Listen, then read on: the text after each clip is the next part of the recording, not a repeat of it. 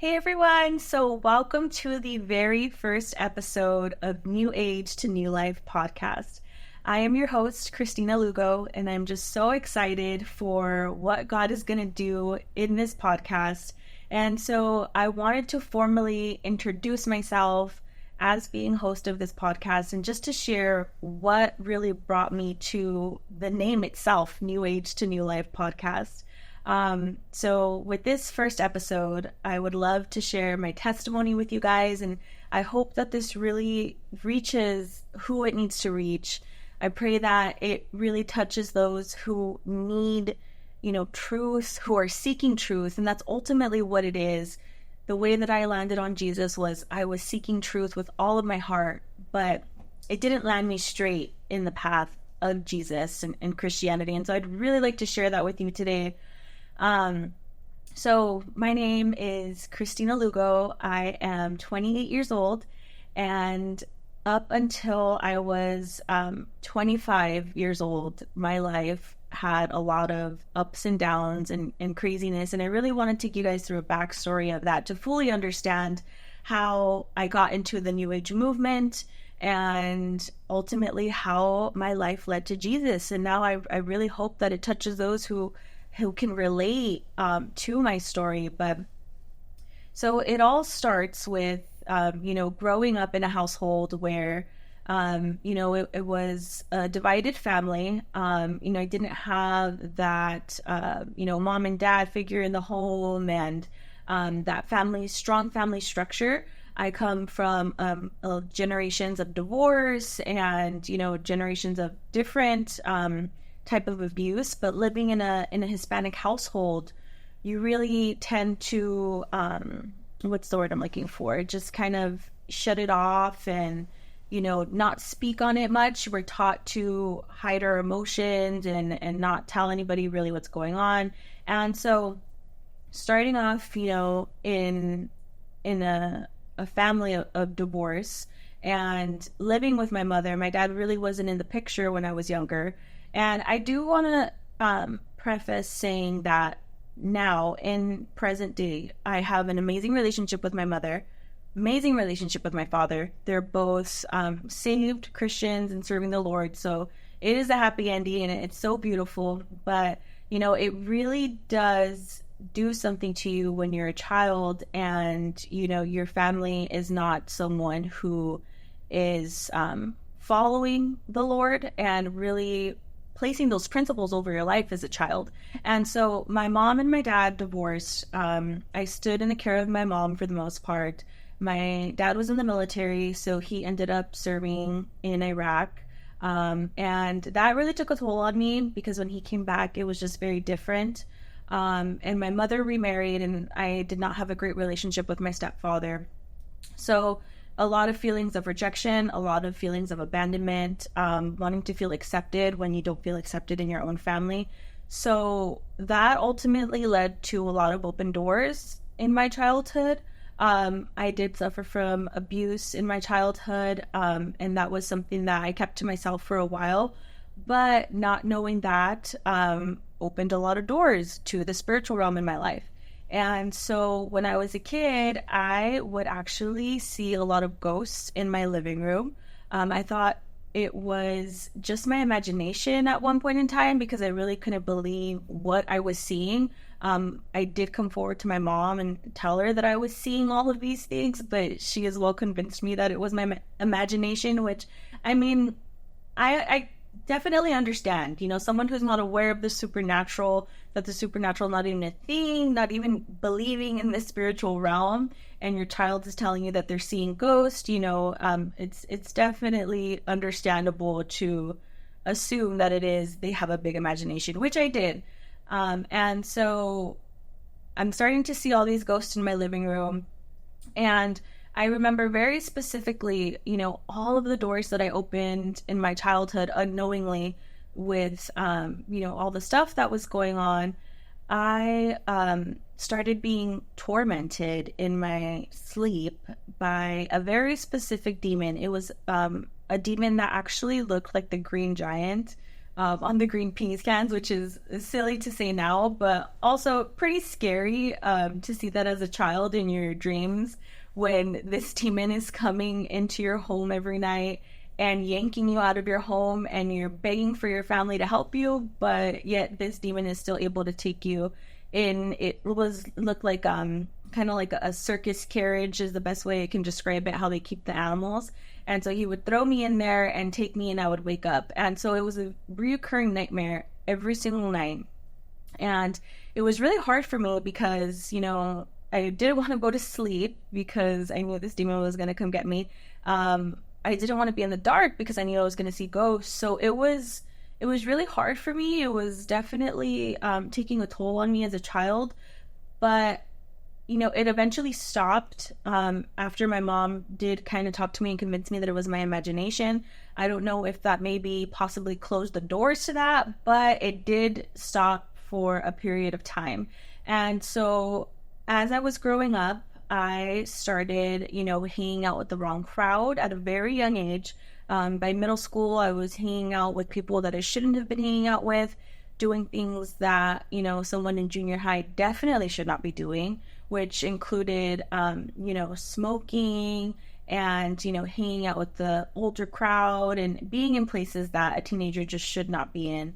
And so that ultimately continued in high school, which, I was 14 years old, hanging out with the seniors or the seniors who had just graduated, and they were taking me to a lot of backyard parties, and I got introduced to drinking, eventually got introduced to harder drugs like, ecstasy and cocaine, things like that, where a young girl shouldn't have access to.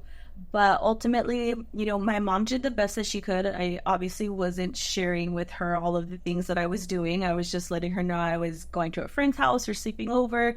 But I did have a spirit of just rebellion that I really partnered with so deeply that, for a majority of that time when I was a teenager, up until I got saved at the age of 25, people knew me as Rebel Chris. That's how deeply I partnered with the spirit of rebellion, that I literally took on that name, and that's how people referred to me. And so I was, drinking, smoking, doing drugs, partying, being very promiscuous, and I had no idea what a holy lifestyle even looked like. I honestly thought it was silly because I thought people were just wasting their lives being goody two-shoes instead of going out and having fun. So that was all of my high school years, right? And that did a lot of damage to me because now I'm graduated high school and we're let off into the real world, and I have no idea what it means to get a job. I have no idea what it means to have a savings account. I have no idea what credit is, and we're just supposed to go out into the world and figure it out.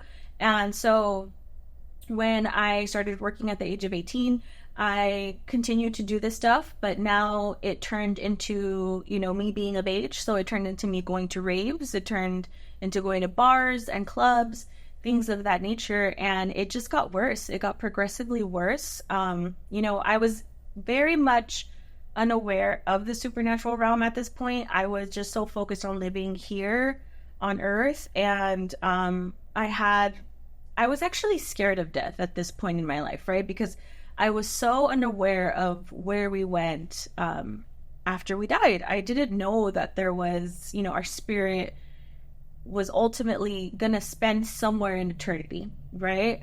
I had pretty much hoped that once we die, that was it. Like our spirit dies with us and it's just like black and our spirit doesn't even know it. And I really was holding on to that idea for a while because of how scared I was of death. And, but yeah, I was scared of death, but I was close to overdosing all these times doing drugs. It just doesn't make any sense. But that's how I know that God's hand has always been just so heavy on my life because of all of the craziness that I put myself through, right? There was so many times that I got into a car with somebody who was driving and was intoxicated. There were so many times that I was putting, just foreign drugs in my body, trusting the person giving it to me that it wasn't going to be poisoned or it wasn't going to be, an extremely high dosage for myself. And so I was really just gambling with my life on a consistent basis, like every weekend. it was to the point where, if I wasn't out on a weekend, I would literally be at home with anxiety because I needed to go out and party. And so it got to a point where it was just taking such a physical toll on me. I can say that I was anxious and depressed, but I was able to mask it enough with keeping myself busy with, these raves and parties and clubs that I really didn't focus too much on it. I wasn't sitting at home with it. I was going out and masking that. And I remember there was one very specific day where we went to a rave, and we came back that night, and I had done, so much drugs that I came home and I couldn't sleep. I was having a panic attack, and I went to the bathroom and I just started throwing up blood because my body physically could not take this anymore. And so there was, a moment where I just looked at myself in the mirror and I was like, what are you doing to yourself? Like, what are you doing to your body that, your body is deteriorating right in front of you? Like you're constantly sick. You're constantly, if you're not hungover, you're wanting to go drink. And so I can really say that I was miserable in this point in my life where my health was just really, really bad. And, I was starting to hear a lot of voices in my head because of all the open doors that I had. And I thought it was normal when I would lay my head at night and I would start to hear all these voices speaking to me. Again, I just thought it was my huge imagination that I let, run wild. But ultimately, it was all the open doors that I was opening with everything that I was doing. But there was a pivotal moment in my life where I decided to move out from the home that I grew up in. And so I moved out. I moved into a condo, and I did live with my aunt at the time, which she's amazing, but she had her own life and she was traveling a lot. And if she wasn't traveling, she was working. So I was alone at this condo, I would say about 90% of the time. And I was definitely smoking a lot of weed to help with my anxiety. That was my excuse, which I know a lot of people use that excuse to smoke weed. It's like, oh, I need to smoke because I have really bad anxiety. And so that's what I gripped to. I started smoking really young at the age of 13, and I would do it every now and again. But once I moved out and, was doing life on my own, I really gripped on to smoking weed to kind of cope with whatever I was dealing with or just to zone out. And so I was, smoking from the moment I woke up to the moment I went to sleep. And it took a toll on me because I financially, right, it's not cheap to constantly be smoking all day. It's definitely an expensive habit. And just mentally, I was so out of touch with reality. You can imagine, being high all day, every day. You're not going to understand what's really happening. You're always going to have an altered mindset. And not only that, but physically I was exhausted because, it takes a toll on how energized you are. Definitely depletes you. That stereotypical stoner pothead that's always tired. I kind of felt like that was me because I just was always exhausted. I would definitely try to get myself to do things, but ultimately I was just so depleted of energy. And so I had tried. There was times where I was like, man, I can't keep living life like this. I'm never sober, always high. And I genuinely tried to stop smoking on my own, or at least cut back on my own, or stop for a certain period of time. But it was just that urge, that itch. I was genuinely fiending for more, oh, I can't do this. And I would just give up and I would go into that cycle of smoking. And I did it a couple times where I definitely tried to do it on my own, but I couldn't do it. I was just so addicted to it. And that's really where my life started to take a turn. I was smoking by myself in this condo. At the time I was working at a bank, and I felt like my soul, is what I referred to it, my soul or my spirit was seeking more in that point in my life. And I had a really good friend. We had been best friends for a very long time. And when we were younger, we would kind of share our experiences with the supernatural, but also so did a lot of kids, right? I feel like a lot of kids say like, oh, I saw a ghost over there. And it was kind of like a cool, funny thing to say. So you never really knew who was telling the truth and who wasn't. And I remember this one specific friend would share with me that she would see demons all the time. But, as a kid, you really don't know what to believe because kids definitely tend to bend the truth a lot. But as we grew up and as we got older, and now we're in our early 20s, and this friend is still sharing with me, like, hey, I'm seeing ghosts and I'm seeing demons. And so at this point, I'm like, whoa, okay, like, obviously, we're in our 20s. There's no need for her to lie to me about it. And as we're hanging out and as we're smoking all the time, supernatural things are starting to happen as she's, opening my eyes to the fact that, hey, there is a supernatural realm. And instantly it brought me back to my childhood, right? Of all the things I would see. And so I was like, man, maybe she's right. Maybe there is a supernatural realm. And it's crazy that she sees ghosts all the time, but I definitely believe it. I always believed in like mediums and psychics, as do many people in this world. It's very intriguing to them and interesting to them. I remember always watching, a TV show about a medium, and it was super cool to me at the time. And so I was intrigued by what she was telling me. And there would be things happening like, we would be smoking and we would be talking about, like, for example, like a calzone, right? This is something that actually happened to us. We were smoking and we were like, man, because a calzone sounds so good right now. And as soon as we say that, we're watching TV and a commercial pops up about Pizza Hut and how they have calzones at that time. And we looked at each other like, what the heck? And so it was just very weird things like that would happen. We were so close that she wouldn't even knock on my front door. She would just come right in. And so there was a time where I was waiting for her and I was cleaning my bathroom. And as I'm in the middle of cleaning my bathroom, something tells me to just stop and go to my front door. And I had the little hole where you can look through and see, who's at your front door. And I looked and nobody was there, but then I heard a voice tell me, just wait there. And so I was waiting there, I would say for like 30 seconds to a minute. And all of a sudden I see her turn the corner. And I open the door right before she's about to open it herself. And she looks at me like super freaked out. And she was like, how did you know I was here? And I was like, dude, something told me to come to my door and just wait for you. And it was the craziest thing. So just things like that, right? Where we're like, man, like supernatural things are really happening. So as, I'm smoking every day and living by myself and, getting into my head, right? I have no one to talk to at this point other than my inner thoughts. I start to feel this overwhelming sense of love as I'm smoking. And it just feels almost like something was trying to connect to me, but when it did, it gave me this overwhelming just love is the best way I can put it.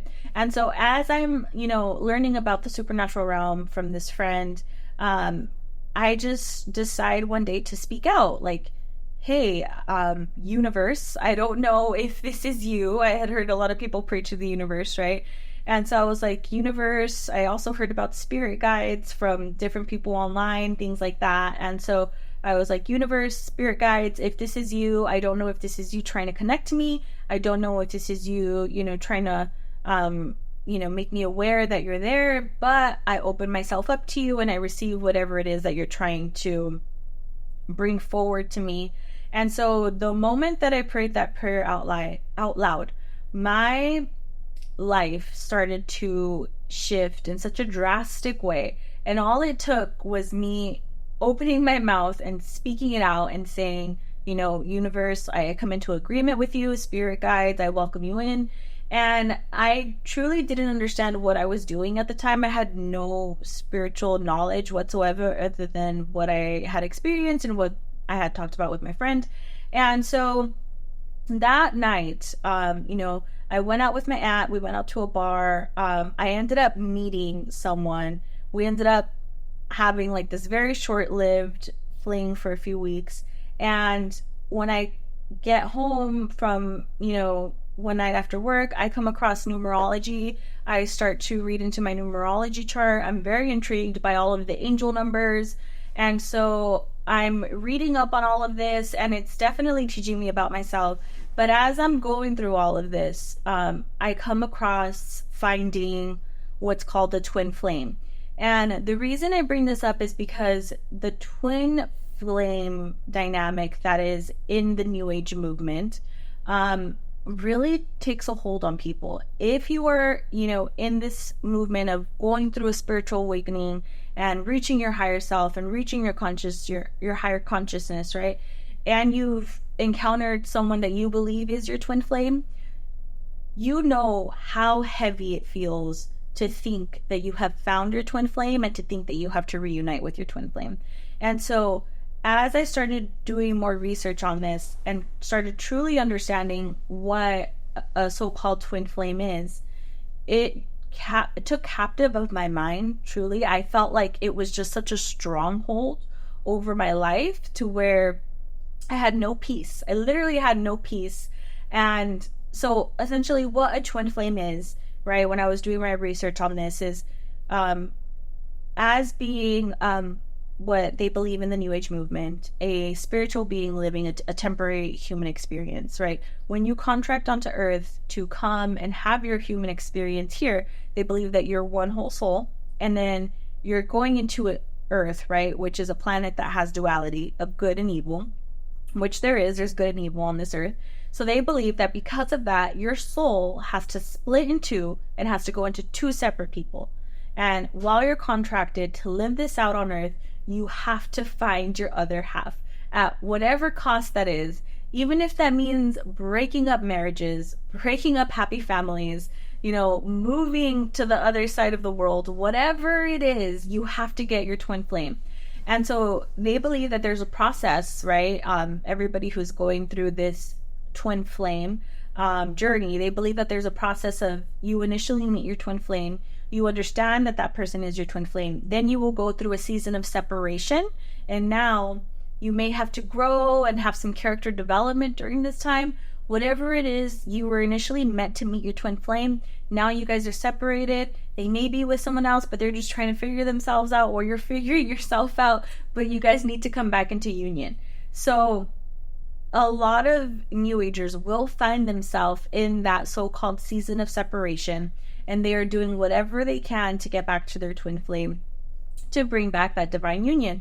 And so that was really what I thought I was going through, right? I thought I was in the season of separation, and it got to the point where I started seeking energy healers. I started seeking really what they are is witch doctors, right? People who practice witchcraft, and they want to disguise themselves as energy healers or psychics or mediums, whatever it is. They are describing that they can definitely help with what they're working on. And so I reached out to a Nigerian witch doctor, and I asked this Nigerian witch doctor to help me do pretty much like energy work to help me get back to my twin flame. And so ultimately I was doing witchcraft on someone, which I had no idea. Okay, I literally had no idea that I was doing witchcraft on someone. I just thought I was doing energy work or energy healing. And, it's definitely something that is so deceiving that, I genuinely thought I was just doing what I was meant to do by doing witchcraft on this person. Again, didn't know I was doing witchcraft. I just thought I was doing some sort of energy healing. And then eventually I sought out another quote unquote psychic energy healer for the same reason. And, this woman fed me everything that I wanted to hear, which was, you guys are twin flames. You guys were together in a past life, because reincarnation is very big in the New Age movement. They believe that their spirit is cycled over and over again in different realms. And so the reason that I share this is because I know how prevalent the twin flame movement is within the New Age movement, right? And I know that it has gripped a lot of people. A lot of the people that have came out of the New Age, I share about twin flame, and as soon as I share about the twin flame, they're like, yes, like they went through it, they understand how heavy it is. And so I just want to, encourage someone, if you truly believe that you have met your twin flame and you're going through that season of separation and you believe that you need to be in union with your twin flame, just know that it is a stronghold over your life. And I truly encourage you to let go and make peace with the fact that that person is not your twin flame. You're not supposed to be doing all these energy healings and cleansings on someone. So definitely make peace with the fact that what is for you will find you, and you don't have to go through this struggle of union with your twin flame. Um, but that ultimately, because of how desperate I was and how much of a hold that stronghold had on me, I saw witchcraft, and it really opened, obviously, more doors for me, right? So as I'm going through this journey, I let that part of my testimony go, right? That part of my journey, I should say, go. And so now I'm at a point where I'm like, man, I'm going through a spiritual awakening. So I thought, I was transitioning from understanding that there was just this physical world to understanding that there is, a spiritual world, and there is an astral realm, and my spirit is not just meant to be, Christina in this lifetime, but I've had many other lifetimes. And while all this is happening, and I'm dabbling in all this energy work, right? My mental health is just plummeting down. Like, I had anxiety so bad that I can't even leave my condo at this place. I'm sorry, at this time. And so mental health is really bad. Anxiety is really bad. It's to the point where I'm literally sitting in my room in a corner, screaming, crying my eyes out, and all I could think was like to pull my hair out. And that's how I knew that I was just so taken over by demonic entities at this point, because I wasn't like cutting myself or hurting myself, but I was like pulling my hair and yanking my hair. And so, I mean, that clearly, if you were to see someone in a corner crying, screaming, yelling, pulling their hair out, clearly you would think like, man, okay, they're definitely, taken over by some sort of entity. And I still at that point didn't understand what was happening, but I sought help, like actual professional help. And so I started going to counseling, and I started getting therapy, and the therapist, who was not new age in any way, it was just like a family practice sort of therapist. She actually is the one who was helping me through certain things, and helping me. So I thought, which she's great, nothing against her practice, but what I will say is it did lead me even further down the wrong path, because she did recommend yoga to me. So I took her advice and I started doing yoga, not understanding that there was a spiritual practice, which many people don't. Many people don't understand that yoga is a spiritual practice. So she recommended yoga to me, and also I started hearing a lot about mindful meditation, which, was supposed to help with the anxiety and the negative thought patterns. So as I'm going through all of this, right, and I'm learning all of these things, I started hearing yoga, I started hearing meditation, and I started speaking things into existence, right? I started learning about the law of attraction and manifestation. And so I start speaking my own life into existence, speaking what I want into existence, which I can definitely say works to a certain extent. But if you are a born again believer, right? If you are a Christian and you are practicing manifestation and law of attraction, that's definitely a dangerous road. The reason being is because manifestation is very big on you speaking out and coming into agreement with your own desires of your own heart. Now, the Bible does tell us to speak things out, right? And to speak your miracles, and you're going to reap what you sow. But at the end of all of that, it's if it's God's will. So as born again believers, we have to come into agreement with the will of God over our life. And we have to understand that if we want something so desperately, but it's not God's will for our life, we have to understand that there's protection in His no.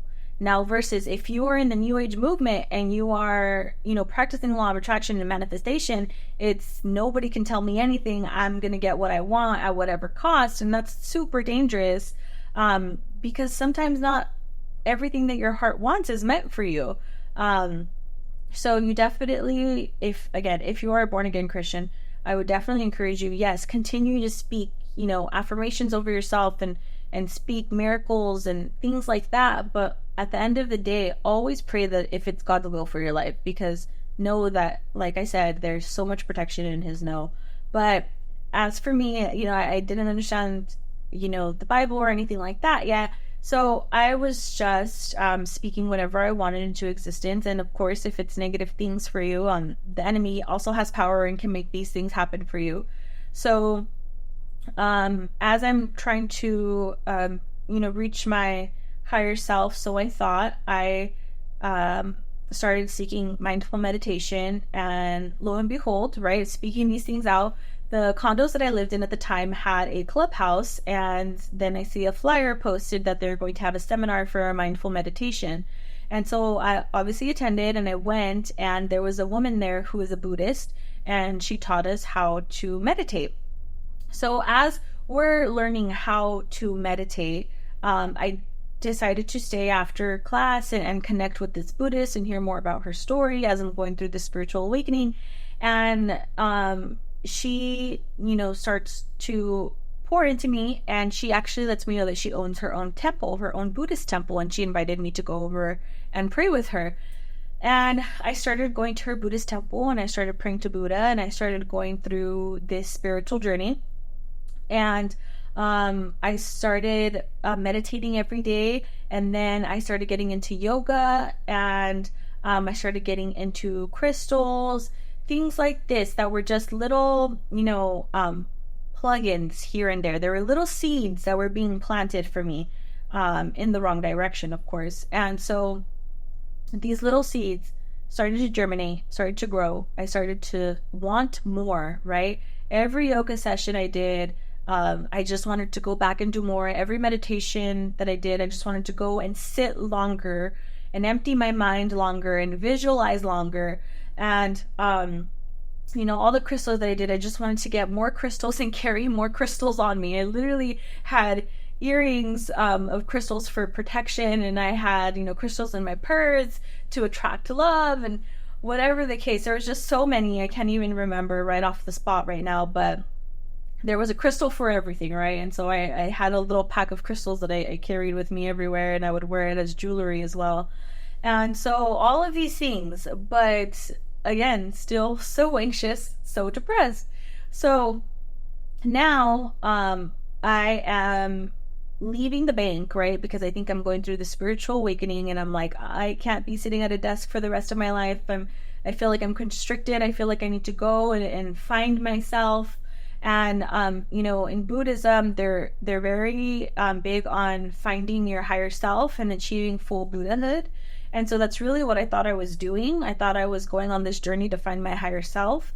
And so I decided to quit my job at the bank, find a job that suited me more creatively. And so I had actually went to school for makeup, and I was just doing it freelance here and there, but I decided to pursue that. So I ended up working at a salon as a makeup artist, and that was, my new career path that I was taking, but I was still feeling like unhappy, right? And so I decided to take up a part-time job. And so I was looking for something that really resonated with me. And I started Googling like meditation centers or yoga studios or whatever I could find that would really align with the spiritual path that I was on. And so I found this startup company. They had just opened a few months prior, and it was essentially a yoga studio. The very front of the shop was a crystal shop that sold, crystals, sage, tarot cards, different apothecary that they made. Ultimately, it was like witchcraft, right? They used essentials with praying over it, with different sort of things. They did crystal grids, to manifest the life that they wanted. All of these things under the sun was the front of their shop. It was owned by 3 women, and these women were mediums, shamanic healers. They did Kundalini yoga. And so as I go in for this interview, right, I ended up applying for the position. I called them. They said that they were only taking interns at the time, which I was more than happy to do because I was going on the spiritual journey and they were willing to teach me about everything, right? So I go into this shop and they take me to the back, which now I find out is like a yoga studio in the middle of the shop. And then behind the yoga studio, they had a room where they would do all of their energy healings or channelings, whatever. It was like a private room where you would go in, basically to meet with these healers, right? And so I go in for the interview, and it was 3 women who owned it, but I only met with one of the women. And she introduced herself to me, and she ended up telling me that she was a medium, like she was a psychic medium, and she connected to deceased loved ones. And so, as she was sharing with me that she, connects to the dead, we go in. She was really, what she was doing was she was reading me. It wasn't even so much of an interview, but she was reading my energy and my aura, right? And just getting a feel for what my spiritual life was like is really what they were concerned about. Not so much of my career path or anything like that. They were mainly worried about where I was spiritually. And so I was explaining to her that I was going through a spiritual awakening and I was learning all of these things. And I hadn't shared anything with her about myself yet, but she did tell me, like, I'm a medium, so I'm able to really see when there's someone else who has this gift. And she told me at that point in time during our interview that I also have the gift of mediumship. And as she's explaining that to me, and I don't think that she was lying at any point in this, because it's definitely real. But as she's explaining this to me, and as I'm like taking all this in, she tells me that someone in the spiritual realm had appeared to her. She said that it was one of my ancestors and that they were there to confirm that I was there. And she pretty much like did a channeling or a reading for me during the interview. And then after she shared all this with me, I shared with her, all the ghosts that I would see when I was a kid. And of course, that was just to her confirming everything. And so they offered me the internship. I took it, and I also came into agreement with her telling me that I was a medium. And so it was all wonderful, right? Like, we're there, it's great. And I'm like, yeah, I'm a medium. This is so awesome. I'm finding out my calling. But then I have to go home now, and I'm alone, and I'm in this condo, and I'm like, oh crap, I'm a medium, which means I'm now going to be seeing ghosts all the time again. So, I understood that there was definitely power in my words, and coming into agreement with being a medium means that you're definitely going to have some visitors here and there, because that is the life of a medium. And when I tell you that I was so scared to go back into that condo, because I knew that I was going to have someone waiting for me, and I was going to have an encounter with, a ghost, so I thought, but which was a demon. And so I'm doing all of these things, right? As I start, growing in my internship at the yoga studio or crystal shop, whatever you want to call it. I called it a school of divination, because that's really what it was.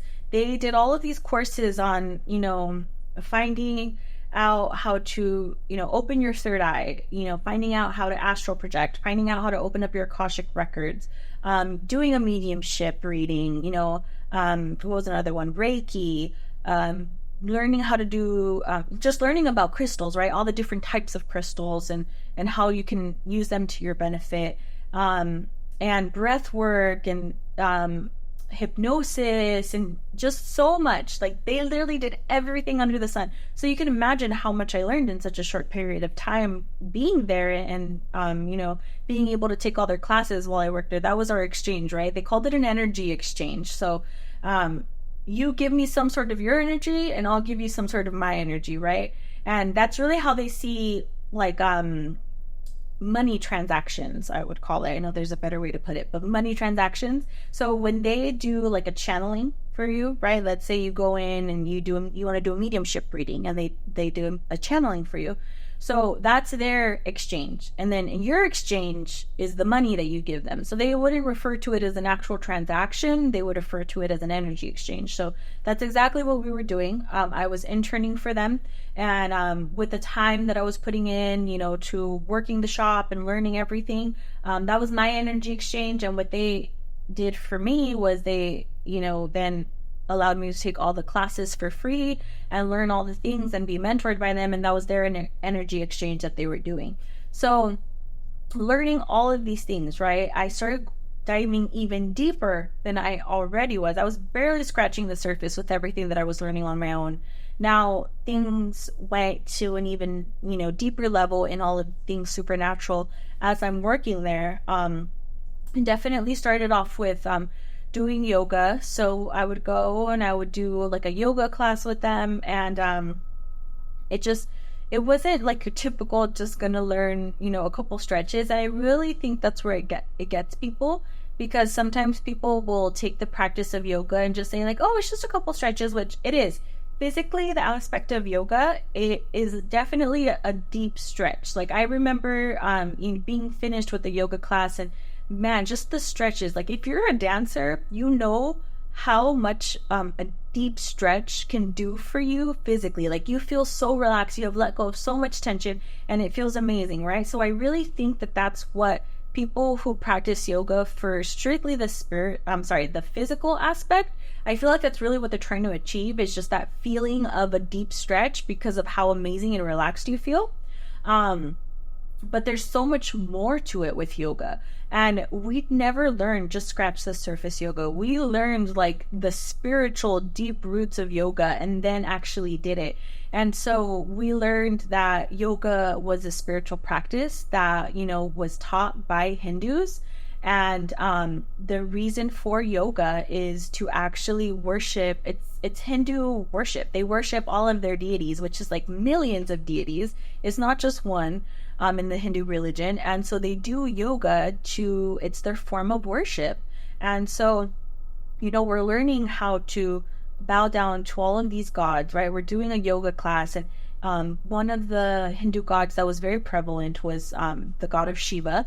And so we're doing yoga. There's like a picture of Shiva on the wall. We're bowing down to Shiva and learning all these things. And so, I really started to learn the deep roots of it. And then as we're doing that, there's another form of yoga that was taught to us that I was doing, which was Kundalini yoga. And so Kundalini yoga is essentially a different type of yoga. You don't really go into a deep stretch during this form of yoga. But what it is they believe that there is a serpent energy laying at the base of your spine. And they believe that everybody has this serpent energy. You just have to activate it. And once you do activate it, you reach a new level of consciousness. Some people say that it's even in the New Age movement, right? Obviously, as someone who is saved and understands the spiritual realm through Christianity, you understand why it could be dangerous. But in the New Age movement, they say that it could be dangerous because you can become so enlightened that you just are not yourself anymore. But now we know you can just become so demonically oppressed that you're not yourself anymore, right? But they even warn you when you're doing Kundalini yoga not to do it too much, because you can become so enlightened that, you might not be able to handle everything and all the responsibilities and just the spiritual shift that comes with, going and deep diving into Kundalini yoga.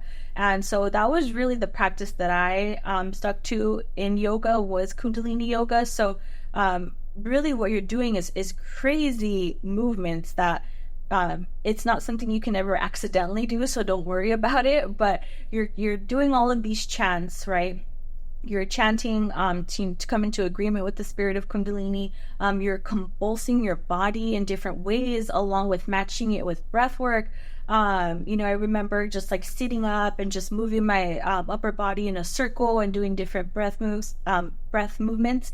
And then not only in a circle, but my chest, like forward and back and forward and back. And you're ultimately like looking at it now, it's like you're summoning a demon into your body and you're doing rituals. But yeah, it's just labeled as, no, it's just Kundalini yoga. They're just trying to reach enlightenment. It's no biggie. But no, realistically, you're doing a ritual to summon the serpent spirit into you. And so, I was learning how to do Kundalini yoga. That was the main one. And then the other one was I got really deep into tarot card readings. I got really intrigued by tarot. And I feel like a lot of people who start off on their new age journey gravitate to tarot because it is a physical healing modality. A lot of the other healing modalities, which we'll definitely get into in this channel, right? We'll go into each different one and how to be aware of it and how to not fall for that deception. But there's so many healing modalities, but as you advance in taking your spiritual awakening journey and your spiritual awakening walk, there's a lot of them where you don't have these tools anymore. Like it's pretty much just you and, how far you've come along in your walk and, how advanced you are in those teachings to just channel, right? But a lot of people gravitate to tarot card readings because it's a physical tool that helps guide you. So I gravitated to tarot cards, angel cards, And I had bought my own deck and I was doing tarot card readings for people. And it also definitely helps you because with every deck, it gives you instructions on, okay, if you pull this card, this is what it means. And if you pull that card, this is what it means. So it's definitely a jumping off point for a lot of people. So you'll see a lot of people gravitate towards tarot cards. Same thing with crystal readings. People will grab crystals and they'll like pull out different crystals for people and be like, okay, like this crystal means that. So I'll give you a reading based off of the crystals that I pulled for you. So I was really advancing and becoming a tarot reader. And then I started saging my condo all the time. Like I would do it in the morning, do it in the evening. I was saging my car. And so it was just a lot of things that I thought that I needed spiritual protection. And, you know, the reason I mentioned that all of this started when I felt that sense of love when I was smoking weed was because even Christians, I know that there's a lot of Christians that are walking that walk, that they're like, man, I believe in Jesus and I'm going, you know, all in with Jesus, but I can't get rid of smoking weed. I think it's so important that we fully surrender even that, because I truly believe that it was a spirit of me consistently smoking weed that deceived me, that altered my mind, that came in and allowed me to believe these things, because I was in an altered state of mind. Ultimately, I wouldn't do psychedelics because of how much I saw as a kid, and I just knew that it would definitely mess with my head. I had way too much of a big imagination, like I mentioned, to do psychedelics, so I definitely stayed away from that. It was always sort of like a body high type of drug that I would chase after, right? And so I definitely want to emphasize that smoking weed took a toll on me and ultimately let me go down this spiritual path. And so now it's time to take it up a notch, right? I'm being mentored by this woman who's a full-on medium and has been for years, and she starts mentoring me one-on-one. I start going to her house so she can pretty much, I was like her guinea pig. She wanted to go through these different training courses, and I was obviously always more than willing to do it and be the guinea pig in that, because I wanted to advance spiritually and I wanted to reach my higher self. It's always this reaching in New Age, right? It's always like, I gotta wake up and meditate, and then I gotta go do yoga, and then I gotta go pull a card, and then I have to go connect with nature, and then I have to go rub my feet in the grass to get grounded. And it's so crazy. It's all of this doing, and you get exhausted from all of the doing, but you feel like if you don't do all of it, then you're going to be in a low vibrational state, and you're not going to be in a higher vibrational state, and you're not going to reach your higher self. And so it really is this like self-savior that you think you are. And so again, I was, going to start, while I was meeting with my mediumship mentor, she was pouring all of this stuff into me. And we started meeting, and she had me on this very strict regimen of, you're going to wake up in the morning, you're going to do yoga, and then you're going to meditate. And so she taught me what it was to cover myself in white light. So every morning I would go outside, I would meditate, and I would start to visualize this bubble of white light. And, for people who have meditated, they understand how real this stuff is. I know it sounds silly, but it becomes very real. Like the spiritual realm is not fake. So as you're meditating, you really do start to see in, your meditation a bubble of white light. And it's very much real, even though you can say like, oh, it's just all in their imagination. Like it's not true, but it's like, no, all of this has an effect. Like everything in the spiritual realm has an effect to how it plays out in the physical realm. And so every morning I was going out and I was covering myself, visualizing this white light. And I would literally go and I would, like, in my meditation, wash my whole body with this white light. And so every morning that became my my routine. And then I would go and I would do yoga, and I would journal, things like that. And ultimately, I started growing closer to what I considered my two spirit guides. So everybody in the New Age movement, right, they believe that they are assigned two specific spirit guides that will stay with them their whole entire life. And so as you grow into a deeper relationship with your spirit guides, which is ridiculous because it's like they're demons, right? So you're ultimately growing in relationship with two spirit guides that are demons. And I was growing in relationship with them, which is such a counterfeit for having a relationship with Jesus, but I was growing in relationship with my spirit guides. I was like, man, like I'm growing closer to them. I'm covering myself in white light, so now I'm spiritually protected every morning. All of these things, and yeah, it got really, really dark because all of this is happening, but I'm still suffering so much mentally. And I'm thinking that all of this stuff that I'm going to do, it's eventually going to get me to where I need to be mentally, right? Which is stable. I just wanted to be mentally stable because I was so mentally unstable. And it got to the point where I was still seeing my counselor every now and again. She had diagnosed me with anxiety, wanted to give me pills, but in the New Age movement, they believe that you don't take any big pharma because you're able to heal yourself through all of these modalities. And it got so bad that the counselor that I was seeing ended up diagnosing me with bipolar disorder. So everything that I shared with her turned out that physically I had bipolar disorder, which made sense at that point in time because I would go from these really high highs to these really low lows, like really low. It was so bad. And yeah, so I'm learning all these things. It got to the point where I myself, a medium in training, started actually opening myself up. So my mediumship mentor started guiding me to physically, yes, I was doing it physically, but ultimately I was opening myself up spiritually, right, to receive a loved one, to do a channeling. And so there was a time where she was guiding me through this, and she was like, all right, now we're going to open ourselves up spiritually, and I'm going to call someone in. Like, she was inviting someone in. And so I'm there, I'm in meditation, just receiving whatever this deceased person is, whoever it is, I should say. And she's asking me a series of questions of the person that she's invited in.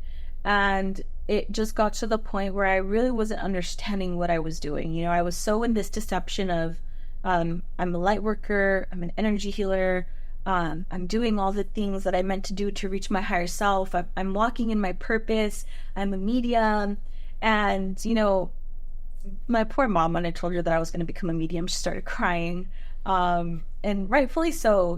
She believed in God, she believed in Jesus, and to hear that your daughter is going to become a psychic medium and there's really nothing you could do about it, because I was set. I was like, I'm gonna do this. But man, I knew my mom always encouraged me to pray to God, always encouraged me to grow closer to God. And it wasn't something where like Jesus was like poured into me a lot. I'm kind of sidetracking here, but I really do believe that it was the prayers of my mom that kept me in such spiritual protection, because it could have gotten really bad really fast. And so now COVID hits, right? It was the year was 2020, and it was the very first time anybody has heard of COVID, and so everything had to shut down. So we had to pivot, and we started doing class outside, which actually ended up growing the studio like exponentially because of the fact that all the madness and the craziness was going on, that people were just seeking more truth. And so it brought a lot of people to the New Age movement. And the mediumship mentor that I had started teaching classes on, I think it was like Thursday nights, and I would go every single night. And I was like a teacher's pet pretty much, right? And she would call me her grounding student. And so I would be there, and she would like have me like help her with class, and like help her like assist with her class sometimes. And so I remember there was one very specific day, like I will never forget this, because at the time I thought it was the coolest thing, but now I'm like, it's crazy. We were out there, they built this like outdoor patio type of studio thing, and so we were out there doing a meditation. And so as we're out there doing a meditation, and the medium is leading us in that meditation, she is obviously practiced this for years, so she has a clear view of the deceased people, right? So as we're all in meditation, she's looking around, and she's like excited, but almost kind of like freaking out. She was like, oh my gosh, this has never happened before. Like, this is crazy. And so we're literally sitting in class, and she's like, there are hundreds of like ancestors. I was like, it was almost like a legion at that point, now that we know, right? It's a legion. And she was like, and they're coming close to us and they're welcoming us in and they're so interested in what we're doing and they're all coming towards us right now. And we were like, oh my gosh, so cool. Like there's all these like ancestors and deceased loved ones coming towards us. But like now looking at it, it was like the demons like, hey, what are you guys doing? Like, like you guys are welcoming us in. We pretty much had like a welcome sign, like welcome demons. We were like so intrigued. But obviously you're in this deception and you don't know. And so it was things like that. It got really bad where we started worshiping the moon. We started having actual ceremonies to worship the moon, and we would come and bring all of our tarot cards and our bay leaves and sound bowls and everything, and just basically do witchcraft. Like we would start writing our intentions, right, and pretty much asking the moon, like so ridiculous, telling the moon our intention for our lives and harvesting that energy, we would call it. But all of this, right? I'm doing all of these things, and I'm just so anxious, and I'm so depressed, like so depressed. And as I'm advancing spiritually in that movement, I'm done. I'm at the point where I'm mentally, emotionally drained. And they had actually, because of how much I was pouring myself into everything that had to do with that studio, they actually offered me the manager's position. So I went from an intern there to now they wanted to make me manager of that studio. And I agreed, and I was like, yeah, like I was like, man, everything's coming together. Like I'm advancing spiritually, and all of this is coming to the next level for me. But I was like, but my mental health is still really bad. Like I don't get it. And there came a week where I was just like, God, I need you. So in this movement, when I'm going through my spiritual awakening, they believe there's a God, right? They don't deny, obviously. They know there's a God, and they know that there's source energy, they call it, but they don't necessarily believe in Jesus. Jesus is not something that is spoken about in this movement. It is something that is kind of like a taboo. Like I remember when I was in this movement, I heard the name Jesus, I would get so triggered, like so triggered by the name of Jesus. And so anyways, I'm in my room crying out to God, literally like begging, like, God, I need something, like source energy, universe, whatever, but mainly God, right? I was like, I need your help. I am mentally ill. I'm not okay, but my life is going to the next level. And I want to be able to be okay in this next level of my life. And so all of this to preface that it was a week of me crying out to God. And there was one night where in the middle of this week where I'm laying on my bed, laying like on my stomach, and I feel such a heaviness on me, like a presence so thick.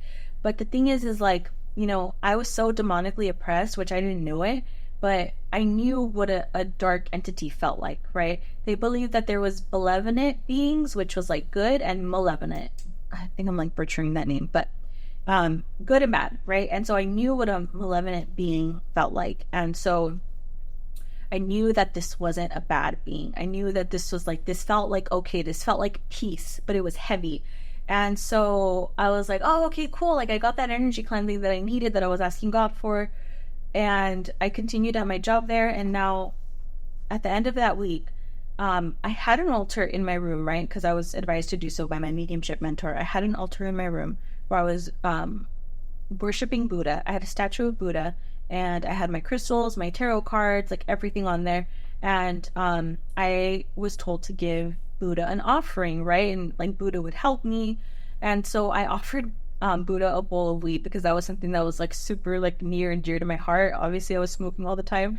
And so I was offering Buddha bowls of weed. And there was one day where I like had offered it for a week, and then I took it and I smoked that bowl that I offered to him. I went outside, I smoked that bowl, I came back inside, not knowing that I was going to have such a radical encounter with Jesus in that moment.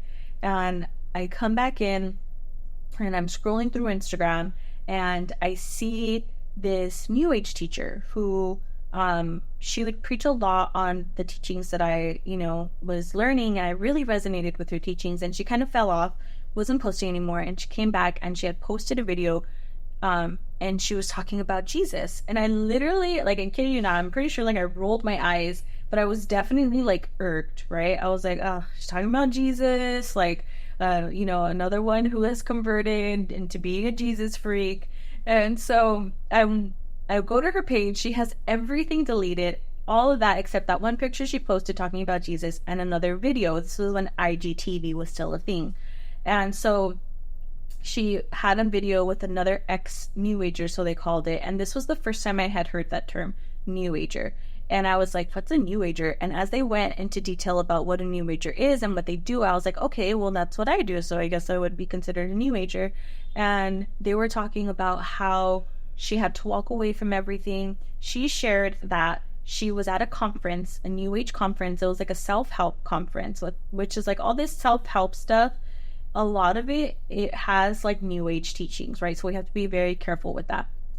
She was at like a self-help New Age conference, and she was there, and she went to the restroom, and she said that when she came back, she looked out into the entire, audience of the conference, and the speaker was speaking, and it was like a moment where everything was stopped in time, and she heard the Holy Spirit speak to her, right? It was like God speaking to her saying, you need to leave now. You need to walk away from this and don't look back. And she didn't understand at the time, but then God started revealing things to her. And so she shared that with me. And in that moment, I truly felt that the veil was just yanked away from me. It was completely yanked from my eyes. She was sharing that this was satanic, and that if we're involved in these things, we need to stop because it's Satan worship. And when she told me that, like, my heart dropped. Like, everything that I knew was yanked away from me in that moment, because I was like, oh, I don't worship Satan. Like, I love God. Like, I'm doing all of this for God. And God made it so clear to me that this is not the path. And so it was so crazy, because in that moment, I knew I need to walk away from all of this. It's done. This is all satanic. And when I tell you that was the last time I ever smoked, like, that encounter that I had with Jesus was so radical that it yanked away and broke that bondage of addiction that smoking weed had over my life. I never smoked another day in my life, and it was all because of Jesus, because he's so good, and he completely broke that off of me. And so after that, went into my job at the yoga studio, and I was essentially planning their 1-year anniversary. Everything under the sun New Age, where it was, channeling, yoga, tarot cards, like actual like witches coming in to, whatever, cast spells for people, do energy work, Reiki. And I'm planning all of this, right? I'm supposed to be organizing all of this and getting everyone together. And I'm like sick to my stomach, because I've been revealed the truth that this is not the way, that this is, demonic and satanic. And I went home that day, and I, continued to do research, which just backed everything up about how demonic these teachings are.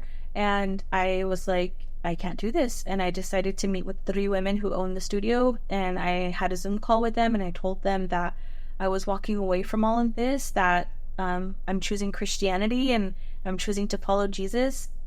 And it was so crazy, because they were so upset. And they felt like, and it's understandable to a certain extent, right? Like, they had poured so much into me. They don't believe what I'm doing is the right thing. They felt that I was making a huge mistake.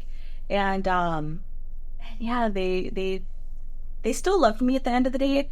They even, like, my media mentor, she texted me and she was like, I'm really sad because you were my grounding student, and, you're always welcome at my house whenever you want to come, and I wish you the best. It was really hard. Like, I remember getting off of that call and just bawling my eyes out, because it was everything to me. It was my identity. It was everything I had built for myself, but it was so far from God.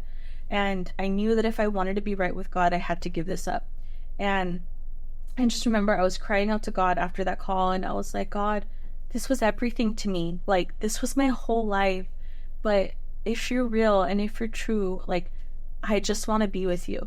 I will give everything that I have built for myself up to follow you, Jesus. And that's exactly what I did. And it was crazy because I had heard of a man named Jesus, but I didn't know that he came to die for me. I didn't know that God sent his only son to die for us on a cross so that our sins and everything can be crucified with him so that we could spend eternity with him. And so I just want to encourage you, like, if any of the stuff that I said, if you're doing any of that, I really want to encourage you to genuinely seek God and ask for truth, because he will give you the truth. And that's exactly what I was looking for. I didn't know that I was looking for Jesus. And I think that's the most beautiful part, is that Jesus found me. Like, I didn't go out looking for Jesus. He came to me and he found me and he called me home. And I truly believe that if there's someone on the other side of this screen and you've been seeking answers and you're just mentally ill and you're exhausted, I truly believe that what you're looking for is Jesus. And it's not a coincidence that you've stumbled upon this video, but it's because he's calling you. He literally leaves the 99 sheep because he's our shepherd. He leaves his 99 sheep because you're lost and he wants to go find you. And so right now there's a lost sheep, and God is using me to speak to you, to say that he wants you to come home. He doesn't want you to suffer anymore, and he wants to spend eternity with you. And it's so beautiful because you don't have to clean yourself up. Everything that I was dealing with, I didn't have to get rid of it before I came to God. God found me, told me to come home, and then he cleaned me up and he helped me get better. And man, just to testify, like, it's been 4 years and my life is so beautiful and it's so amazing. And it's all because I gave everything to this man named Jesus. And I encourage you, just follow him. I know it's scary, and I know that it might feel like, man, I have to walk away from everything that I'm doing, of how I've been living. Trust me, I get it. I had to walk away from everything. But it was so worth it in the end, because he restored my mental health. I no longer come into agreement with anxiety. I don't have bipolar disorder. I'm mentally stable, and I have a career now which I can actually perform because I'm mentally okay. And I am, in such a wonderful, healthy place. I have community that is genuine around me. I have met an amazing man of God, and I'm married now, something that I would have never thought. But man, it's so beautiful to see what God can truly do when you just give yourself to him, when you lay everything down that you built without him and say, God, this wasn't the path that you had for me, but I want to follow you and I want to know you, and I want to build a relationship with you, Jesus. There is so much beauty, and don't be hard on yourself, because it's going to take time. It's a process. There is things that he's going to instantly, stop and break off of you, like me with weed. But then there's other things that's going to be a process. But as long as you choose to repent and turn from your wicked ways and surrender to God, and surrender and knowing that Jesus was the Messiah and he came and he died for you. He died for your sins. Like, how beautiful is that? And if you come into agreement with that truth, because it is the only truth, it's not every truth is the truth, right? Which is what we're taught in New Age, is your truth is your truth and my truth is my truth. It's God, it's Jesus. He is the truth, the way, and the life. And that path is narrow. It's not all paths lead to heaven. It's one path, and that path is Jesus. And so I want to encourage you to not take this lightly, and know that you have encountered this video for a very specific reason, and that is to turn your life into Jesus, because he can do so much with it. He will turn all of your ashes into beauty. And I just want to encourage you that Jesus is calling you. So thank you guys so much for tuning in to the very first episode of New Age to New Life. And I'm really excited to see what this podcast will do and how many people it will help bring clarity to. But until next time, thank you guys. Bye.